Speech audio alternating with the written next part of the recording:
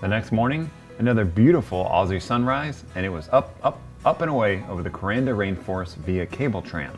Stunning views? You bet. Part of what makes the ride so cool was that the tram was put in by helicopter as not to disturb the rainforest.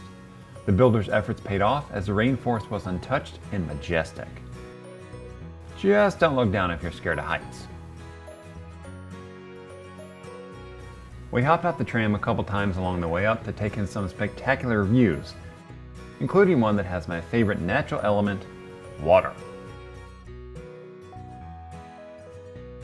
The stunning views gave way to a visit to the Koala Gardens, where we got to hold the cutest animal on earth, a koala.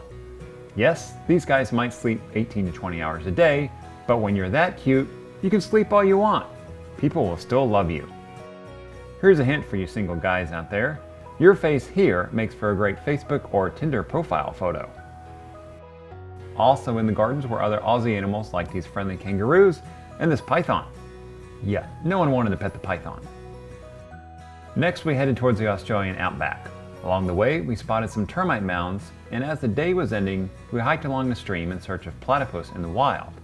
We were absolutely spoiled with no less than 7 platypus sightings in 30 minutes, including some that came right up to us. What an odd creature. It's a mammal that lays eggs, and it's only found in Australia. The fun wasn't over yet as we headed back into the rainforest to see sugar gliders and striped possums up close and personal on our private wildlife viewing platform. These guys didn't care we were popping photos only inches from them.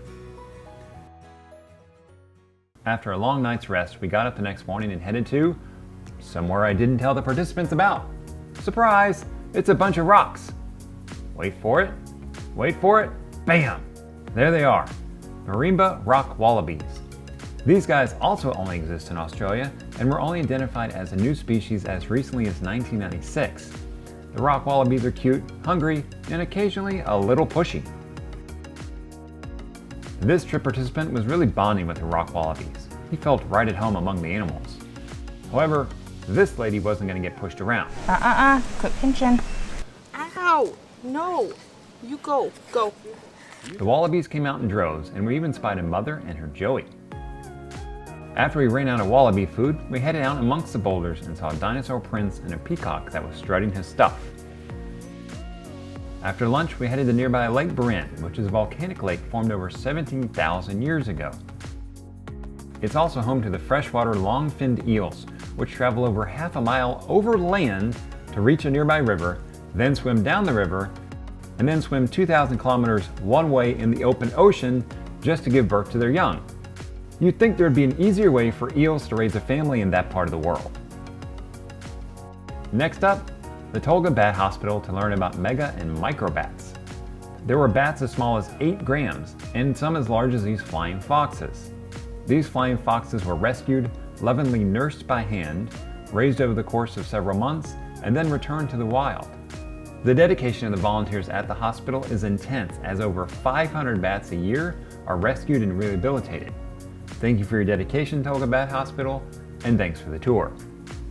Speaking of dedication, how about slowly killing your host over the course of 500 years? That's what happened with the strangler fig that grew from the top of the host tree down to the forest floor 49 feet below. And it's not done growing yet. Impressive to say the least. Over the course of the 8-day Mr. Saltwater Tank VIP Tour of Australia, trip participants ticked off several items on their bucket list, made memories that would last forever, and tried to figure out how a week could pass so quickly. The answer was actually quite simple. When you're having a blast, time flies.